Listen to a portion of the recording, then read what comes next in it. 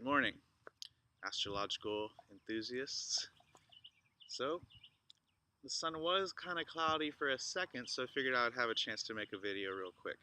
Um, Alright, so we're going to talk about the Rashis, and which is the Sanskrit name for the signs, like the Zodiac signs, like Aries, Taurus, etc.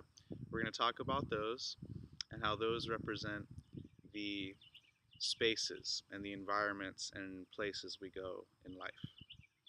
This is something that I'm really fascinated by, and I'm kind of always surprised at how little people talk about this in the astrology world and how big of a deal it is to me when you can predict when you can predict regions and environments like living in the desert or living on an island or moving to a desert or moving west.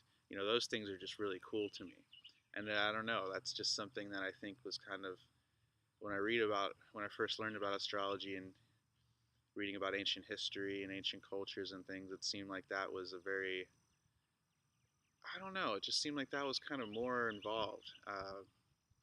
So when I learned these techniques, I just got really attracted to them.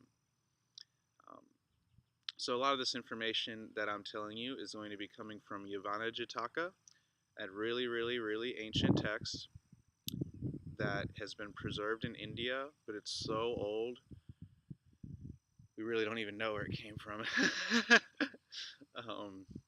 And then there's the other text is Brihat Parashara Hora Shastra, which is,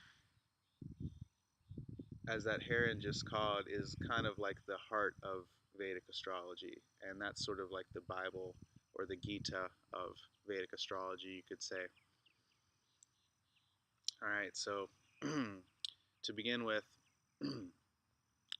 Parashara states in the beginning of Brihat Parashara Hora Shastra that the signs, the Rashis, are the unconscious limbs of Vishnu.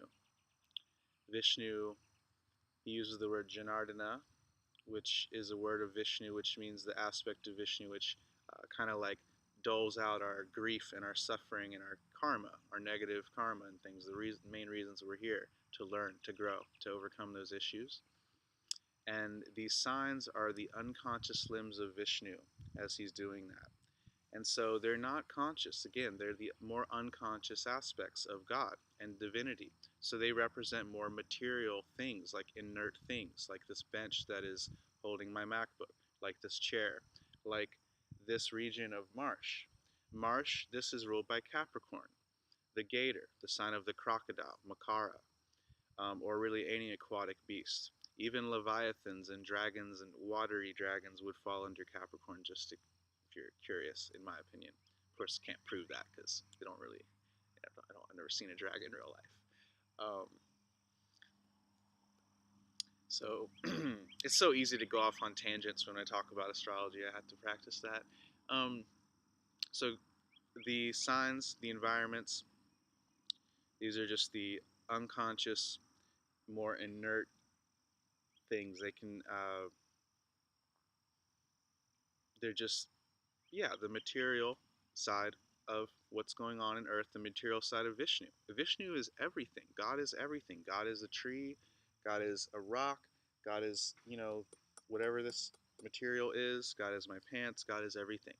So there's more going on here than just human stuff, which is the planet. So the signs are going to fill in the details of the land we're on, the environments we're on, all that stuff. Okay, so it's really a pretty cool thing, and that there's really a lot to that. I'm going to make a second video where I go through each zodiac sign and explain what it represents, like Capricorn, ruling marsh, and things like that. But this is just to give you the general understanding that in Brihat Parashara Hora Shastra, they give the regions and the environments and the places that the signs rule. And they also list the colors in that section too, and it's really overlooked. But Parashara lists the colors of the signs. He gives Aries as red. A few of the other signs he doesn't really, it's kind of hard to tell what the color is, and ancient languages didn't give a lot of names for colors, so it's kind of hard to tell at some times. But they don't want to take us by the hand every step of the way. We're supposed to figure out all this stuff on our own, or else there would never be an end to Brihat Parashara or Shastra. It would just be the longest book ever because there's no end to astrology. So they have to shorten things and make us figure things out on our own. Yeah, I think that'll do it for this video. Okay, thanks for watching.